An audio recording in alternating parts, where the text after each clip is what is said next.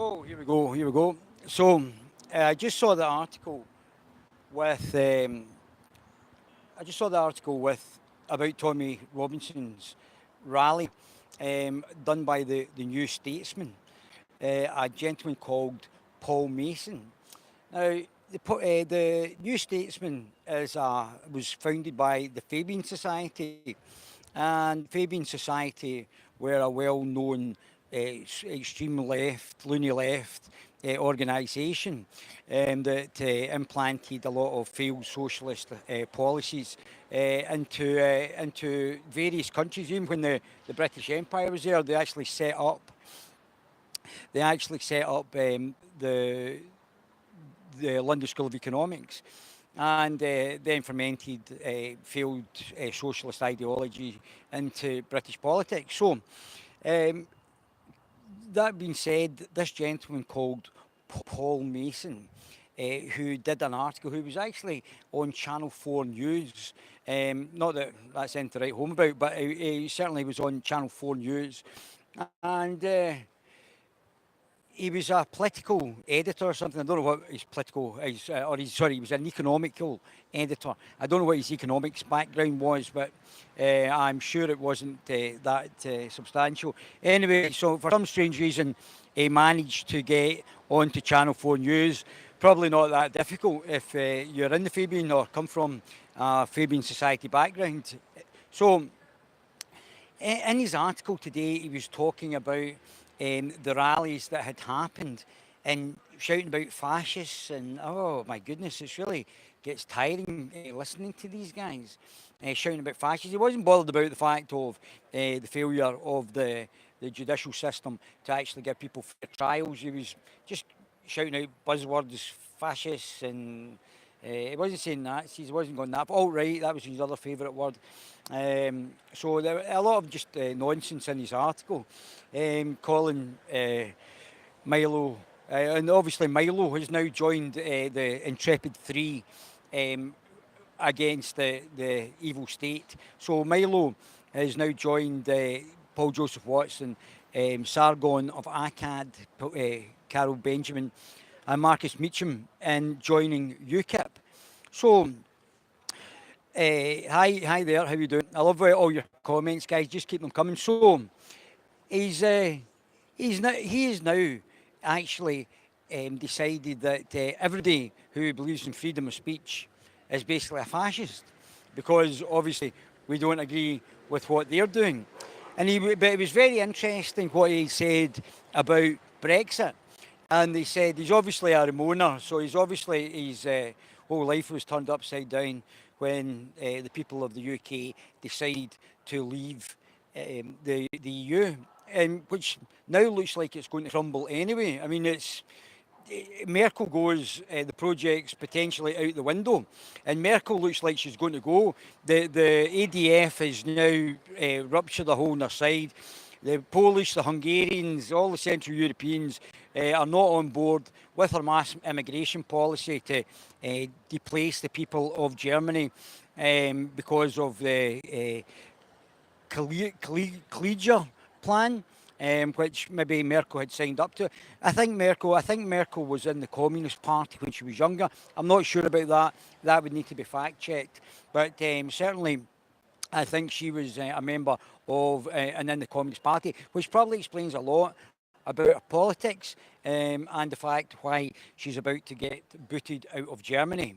Thanks very much. I'm looking good. Yeah, the EU's looking good. Yeah, the EU looks like. So if Merkel goes, Merkel is really the crux of the EU, and the EU is about to. It looks like it's about to actually crumble. So we've been very fortuitous and fortunate, and thanks to Nigel Farage for getting us out prior to it crumbling, because it could turn into an unholy mess. So we've been very lucky and fortunate for us to have Brexit already and us negotiating with the other countries. But if the EU falls, all the negotiations are going to be off, and we're going to have bilateral agreements where we agree trade with individual companies, because there won't be the EU anymore if it collapses, which it looks potentially likely to happen. So we've got Paul Mason, obviously not really good in his political science. I'm not sure what university he went to, but he was just obviously shouting buzzwords as usual, and that's all that happens in the British media these days. So he was saying that again that these gentlemen, Marcus and Caro and Paul and now Milo, were alt-right. In fact, and he was saying that he was a centrist. Well, what Paul Mason is a neo-communist. I mean, he is a supporter of the loony left Labour Party, who are now completely off the wall. I mean, we've got a potential Home Secretary who on national television is praising the biggest genocidal maniac that has ever been in politics, i.e. Chairman Mao, saying that his policies were great, and the fact was that he was somebody to be looked up to. I mean, if somebody had been on and praised Hitler, another socialist, a national socialist rather than an international socialist, which I think Paul is. I think Paul is an international socialist, a bit like the communists. That he was basically saying that these guys were all right and fascist, when in fact the reality is that these guys are centrists, and Paul Mason is the loony left. And unfortunately, Paul Mason is trying to, and that's exactly what's happened in America as well. We've got socialists trying to pass themselves off as liberalists, and we've now got a woman who's now been elected to I think she's in the process, I think the primary's done, a woman who is basically a communist, now trying to be elected on open borders.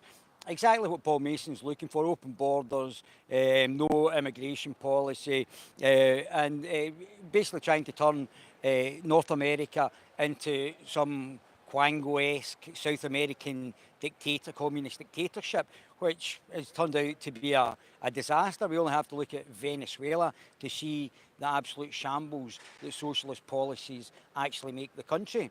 So we've now got the first social democrat in America, a bit like Bernie. I mean, I had to laugh. Bernie said he came from a shithole country.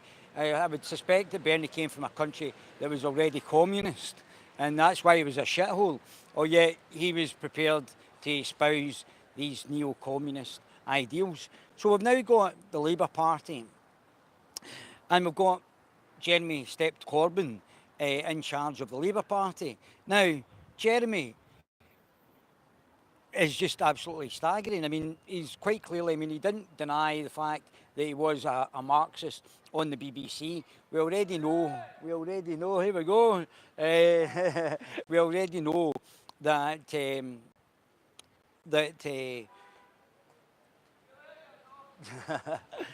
Jeremy Corbyn was put in power because of the fact that it must have been a fluke. I mean, it must have been an absolute fluke, the fact that he's managed to get into power. And we've seen that we're going to see a collapse, I think, in the Labour Party once people get switched on to the disaster. If the Labour Party ever got elected, the policies would turn Britain into a disaster, and again, people would start to wake up. But a new generation might come in and not know any different. But the Labour Party policies would fail the UK, and it would become an absolute unprecedented disaster. So, on national television, Corbyn did not deny that he was a Marxist. He actually said that he was, he didn't deny, he said he had read Marx. And Ken Livingstone had also said, I mean, the basis of the left-wing anti-Semitism is based on Marx. Although Marx was Jewish, or of a Jewish background, he changed to, I think, Christianity. And then when he was writing the books, how we can make an economy fail, I think that was one of them, he actually was anti-Semitic and racist in the actual books that he published. You can check that out for yourselves. So we're now seeing like Paul Mason, obviously a bit of a mouthpiece for the Fabian Society. Fabian Society, very well embedded with the Labour Party. The Labour Party now a sort of neo-communist organisation with Fat Diane, potentially the Home Secretary, who wants mass murder. She's already calling for violence against people who don't agree with her. It's just absolutely disgusting. Steptoe, who you just has had no experience of running anything, and John McDonnell, who wants to overturn overturn capitalism and put in Marxism instead, which has never worked anywhere, has just had a series of 100 trials throughout the world, and every time it's been a disaster. So we're now at a really sort of strange place. But from Paul Mason's article, Paul Mason basically wrote about the alt-right again and fascism. Well, these people aren't fascists. I mean, it's quite disgusting that Paul Mason would actually call former servicemen who actually fought and died for our country fascists. I mean, that's quite disgusting, but it doesn't surprise me from the left. I mean, they are a disgusting bunch. And also the fact that many decent working class men and women have come out to protest against predominantly these sort of bourgeoisie, middle class people, men who are just virtue signalling. I mean, it's quite disgusting how much the virtue signal that affects other people but doesn't affect them. It'd be quite interesting if they had to give up their job in their house, but to actually to actually have the policies that they want to implement on others. But they won't. That doesn't affect them. They virtue signal too much. But it will eventually come back and come back and bite them. So yeah, we're now at a very disgusting stage, and the fact that anybody now that protests against the Lib Lab Con Party is now getting maligned, getting deplatformed in social media. They're actually now trying to take away YouTube accounts. It's completely fascist, and this is happening from our representatives. And what Paul Mason said, this is the point I was trying to get to, what Paul Mason said in his article was that you're only going to get 2 votes. You're only going to get the vote either to continue to stay in the EU, in the single market, or have a Brexit deal by Mrs May, who is a Remainer, which will mean that we're in a customs union, that we're still privy to the European courts, even though this was all voted against, and that we're going to be subject to rulings by the EU. So that was definitely not what was voted for. And what's going to happen, and what we'll see now actually happening, now that UKIP has managed to get these extremely big and heavy hitters on board, that if the EU negotiations, the only two, there could be a referendum vote, and the only 2 options would be the deal that Mrs May had and had a hard Brexit.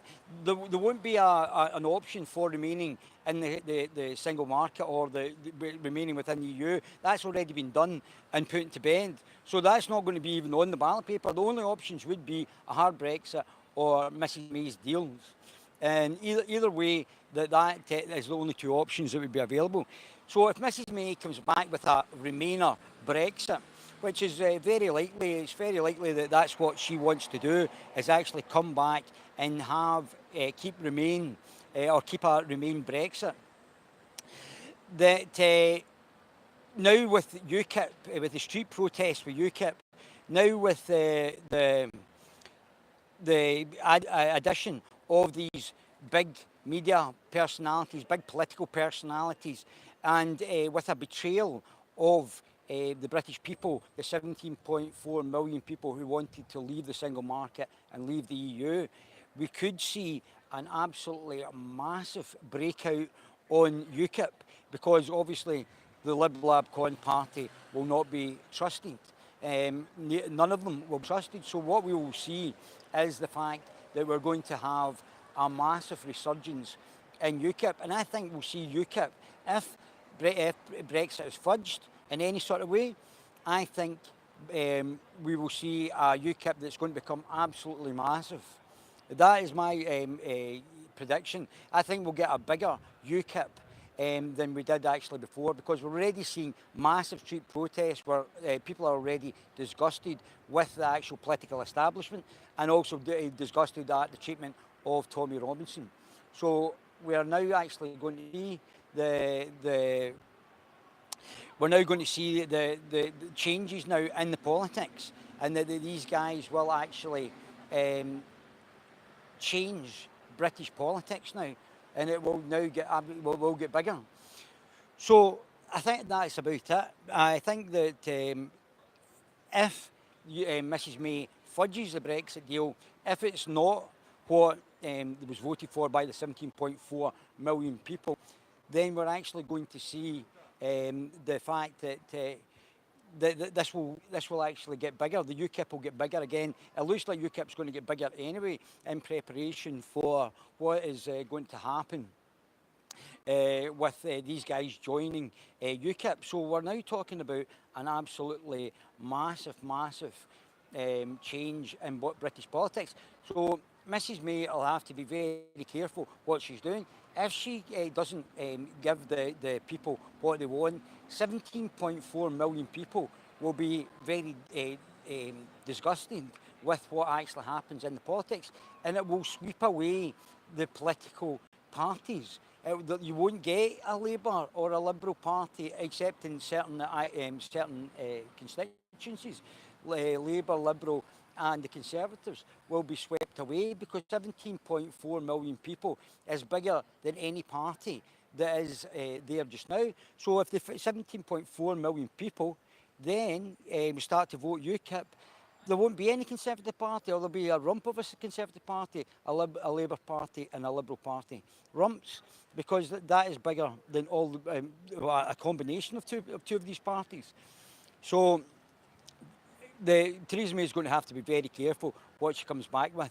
She won't be able to, if she appeases the Remainers, which obviously she is, or tries to continue the internationalist system that she's going for.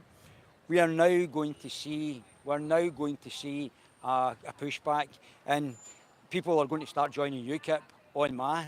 17.4 million people. That's huge. Right, guys, I'm off. Filming to do.